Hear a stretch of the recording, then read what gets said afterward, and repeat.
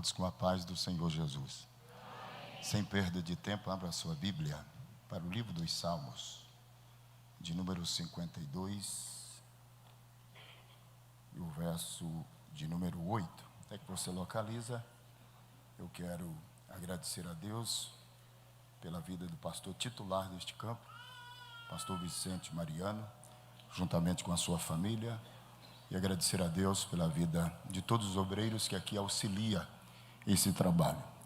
Agradecer a Deus pela vida do pastor William, da Nara, que são as minhas ovelhas, estão emprestadas aqui, mas eu creio que está retornando. Congrega comigo lá em Goiânia. Nós emprestamos eles aqui para o senhor, né? Mas o senhor está zelando bem dele. Isso, quem sabe, né? Eu sou pastor de igreja, há 21 anos eu apacento, e 23 anos eu viajo pelo Brasil. O William mais a Nara nos deu o privilégio de congregar conosco ali por alguns anos, estão emprestados a serviço, e eu creio que até final do ano, em nome de Jesus, ele vai estar voltando. Louvar a Deus pela vida da minha esposa, doutora Eliane, Tiago, cantora Daiane, o Wellington, e louvar a Deus pela vida dessa igreja maravilhosa. A igreja nasceu no difícil, tornou impossível e se realizou. Paulo plantou, Apolo regou, mas o crescimento quem dá é Deus. Nem o que planta, nem o que regra é alguma coisa. Para Ele e por Ele são todas as coisas. Livro dos Salmos, de número 52, verso de número 8. Ao tempo que foi nos facultado, quero trazer uma palavra de Deus para o seu coração. O pastor pode ficar tranquilo, porque sou pastor de igreja, e lá nós terminamos 8:55, mas não termina 9:05, né? Temos um horário para seguir. Livro dos Salmos, o Hinário de Israel, de número 52, verso 8. Se quem encontraram pode dizer comigo, vou morar no céu. Quem não encontrou diz, vou também. Não estou entendendo, né? Então vamos lá. Salmo 52, verso de número 8. Está escrito assim: Eu, porém, sou como uma oliveira verde, plantada na casa de Deus, e confio no seu amor para sempre, eternamente. Amém? Queridos irmãos, a Bíblia Sagrada, de Gênesis a Apocalipse, ela é divinamente inspirada pelo Espírito Santo. Obrigado. Quem não serve para servir, não serve para viver. Deus te abençoe.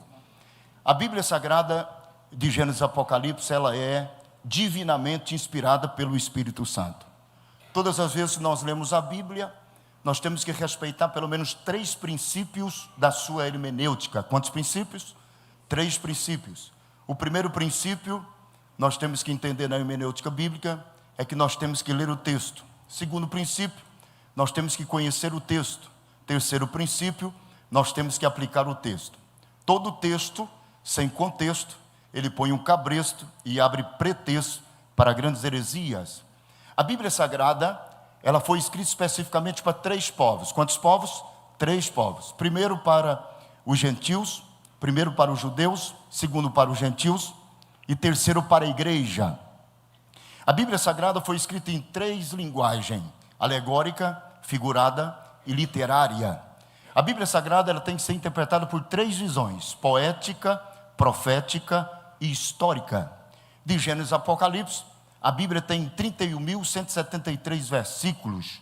Teologicamente falando, segundo John Work, ela tem em cada versículo 73 mensagens. Espiritualmente falando, ela é insondável. Por isso que a gente nasce aprendendo, vive aprendendo e morre sem saber quase nada. Tem 2 caminhos para a gente grande: ou vira bicho ou é comido de bicho. De Gênesis a Apocalipse, Deus exalta o humilde e abate o soberbo. Deus tirou Davi do pasto e pôs no trono. Deus tirou Nabucodonosor do trono e pôs no pasto. Nabucodonosor não comeu todo o capim. Ainda tem capim para gente grande comer. O pão da boca é Jesus de Nazaré, e Ele está aqui nesta noite. Queridos, a Bíblia Sagrada, ela é dividida em 2 testamentos. Quantos testamentos? 2 testamentos. O Antigo Testamento e o Novo Testamento. O Antigo Testamento ele é um compêndio dividido em 5 partes. Quantas partes? 5 partes.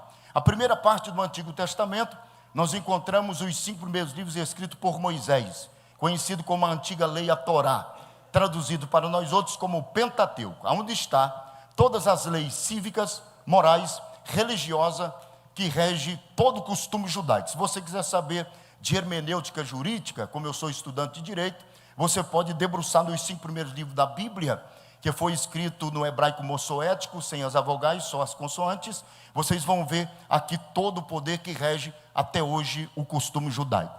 A segunda parte do Antigo Testamento, depois dos livros da lei, nós vamos encontrar os livros históricos. Nos livros históricos, nós vamos encontrar a história dos reis, dos juízes, dos profetas e dos sacerdotes. Para quem não sabe, Deus é Deus de história. Deus, sendo Deus de história, todas as vezes que Deus olha para mim, para a sua vida, Deus pega o tempo e põe dentro da eternidade. Porque o que não presta para Deus hoje, amanhã pode dar muito fruto para a glória do nome do Senhor.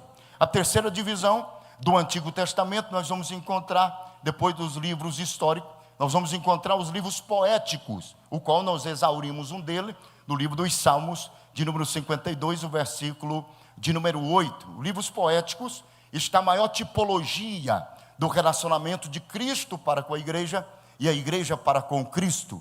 A quarta divisão do Antigo Testamento, depois dos livros poéticos, nós vamos encontrar os livros proféticos, que é a quarta divisão, está o livro dos profetas maiores, aqueles que vaticinaram, anunciaram o nascimento de Cristo e a restauração de Israel. Por fim, a Bíblia se resume no Antigo Testamento, nos livros proféticos, livro dos profetas menores, aqueles que já pregou para um Israel resgatado do cativeiro, onde tirou a sua harpa dos salgueiros, e eles voltaram a louvar o nome do Senhor. Depois que o último livro do Antigo Testamento é composto, livro do profeta Malaquias, vai passar aproximadamente 400 anos. Quantos anos? 400 anos. Aí vai ser composto os 4 evangelhos. Mateus, Marcos, Lucas e João está no Novo Testamento, mas Cristo está cumprindo a lei. Todas as vezes que vocês lerem qualquer um dos 4 evangelhos, vocês vão encontrar aqui os livros sinóticos, que significa boas novas, a mensagem que Cristo pregou. Mateus, Marcos, Lucas e João, eu aprendo pelo menos 3 verdades. Quantas verdades?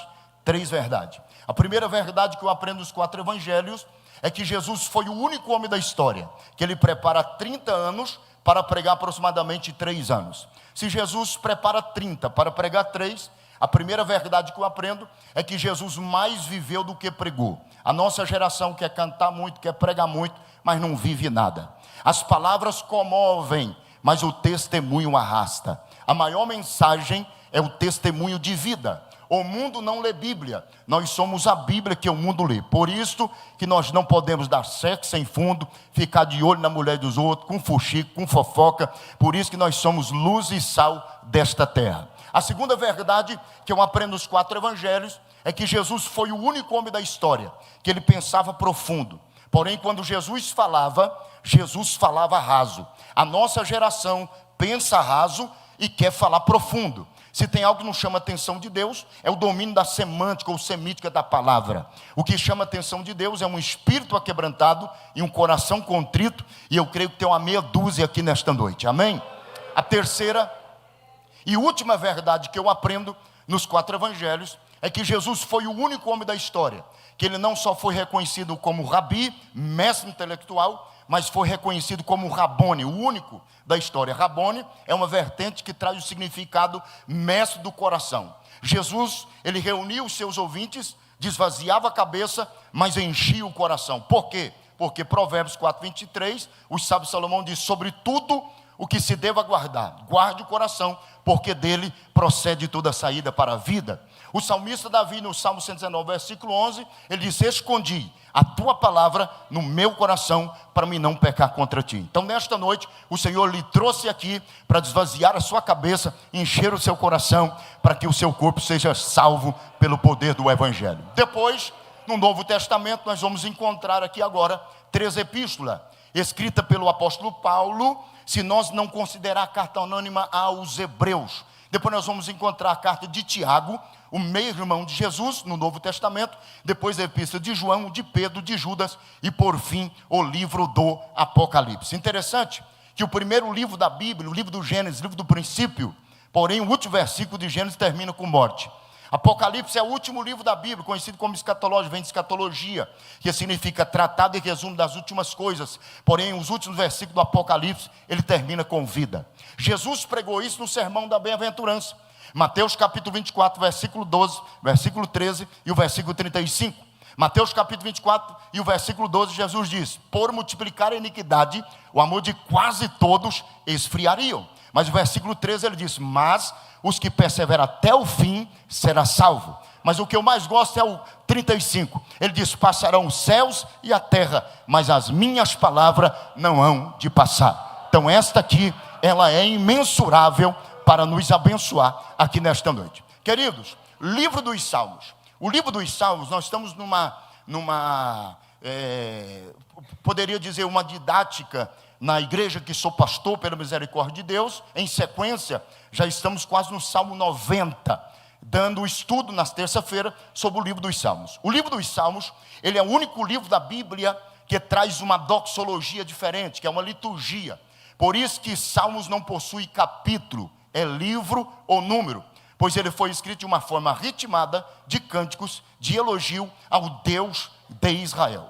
O livro dos Salmos, ele é composto de 150 salmos. Quantos salmos? 150 salmos. Dos 150 salmos, Davi, ele vai ser o maior autor dos salmos. Ele vai compor 73 salmos. Depois nós vamos encontrar os salmos de Moisés, de Asaf, Datã, Corá, Abirão, rei Agur e rei Lamuel. Preste bem atenção que todos os livros dos salmos, ele tem um contexto histórico.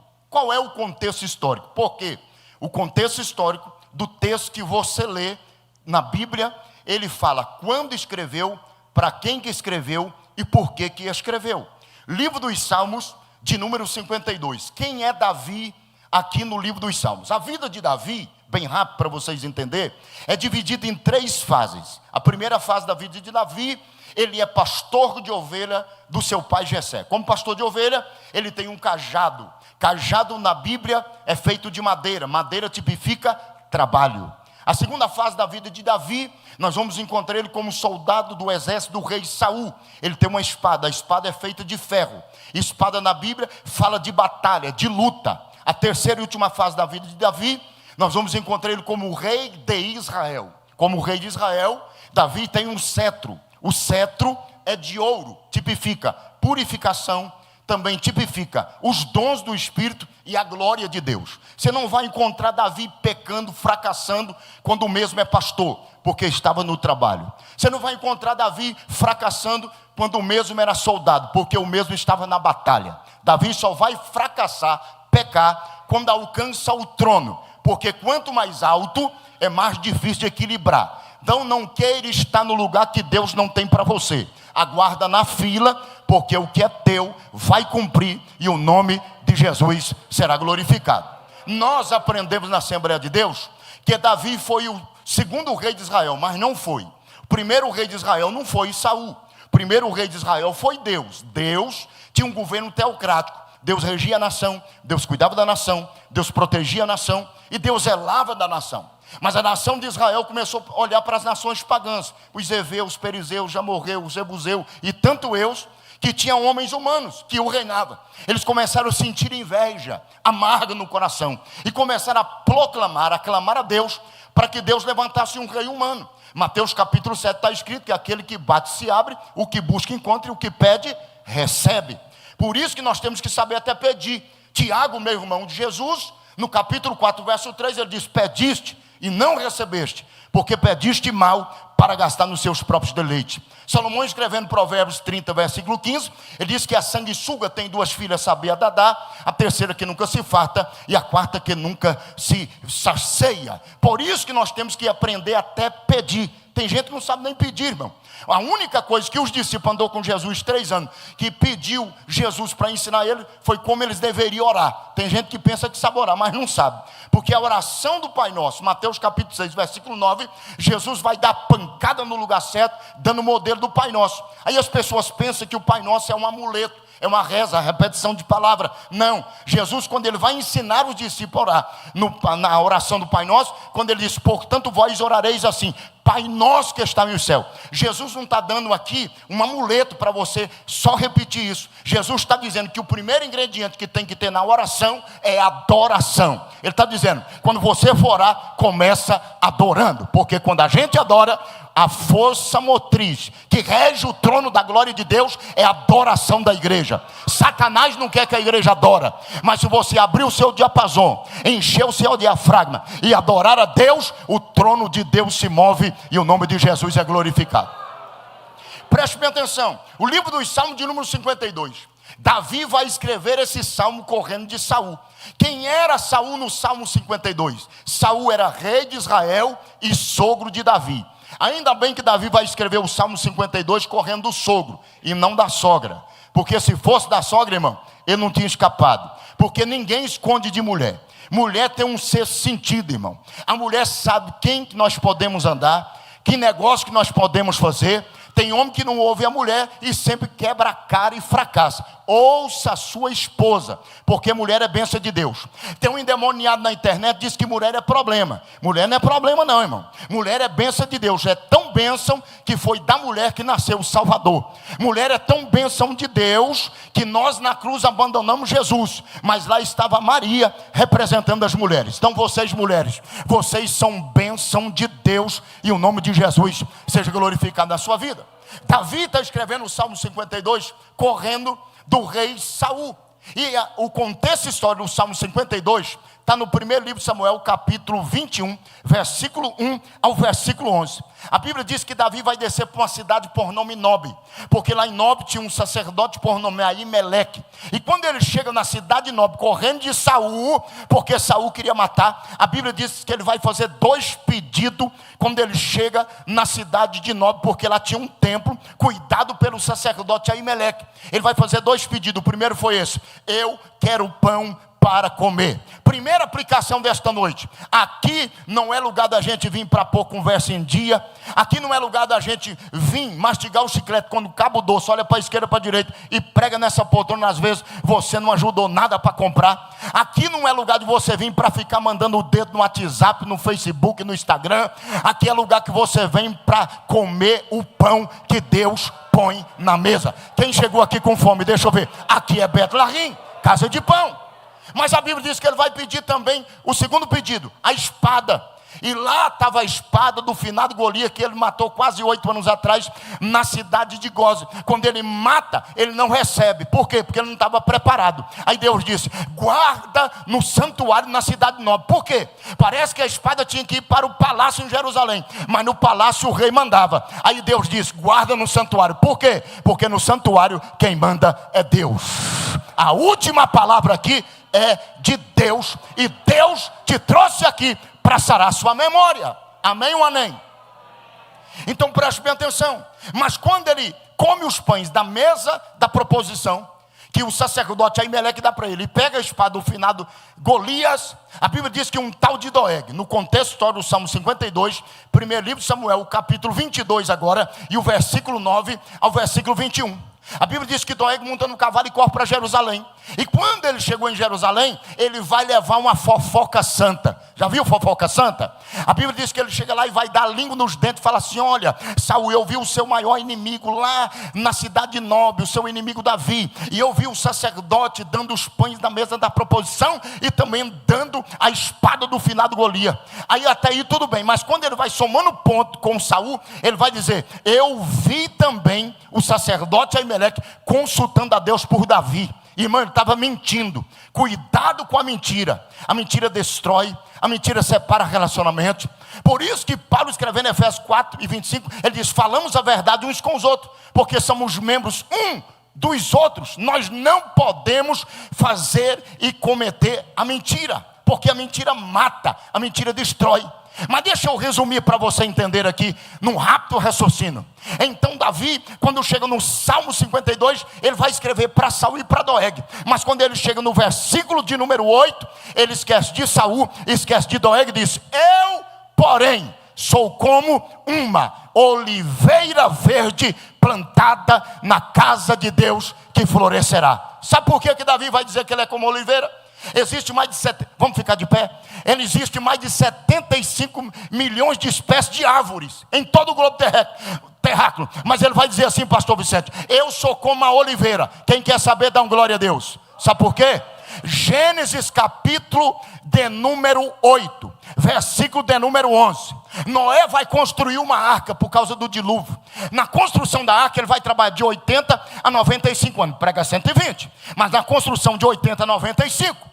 E a Bíblia diz que Noé entra dentro da arca. E eu contei 1 ano de 10 a 17 dias. Noé vai ficar dentro da arca. Gênesis capítulo 8, versículo 11. As águas do dilúvio mingua e a arca para no Monte Ararat. Vocês conhecem a história. Não vou chover no molhado. Noé abre a janela da arca e solta uma pomba. A pomba vai lá, não acha nada e volta. Primeiro solta o corvo. O corvo acha um cadáver e não volta para a arca. Aí Noé vai e solta a pomba. A pomba vai e não acha nada. Aí Noé espera mais 7 dias, abre a janela da arca e solta a pomba pela segunda vez. A pombinha vai, e está aí o versículo 11. À tarde ela volta e assenta na arca, e no bico da pomba tinha uma folha de oliveira verde.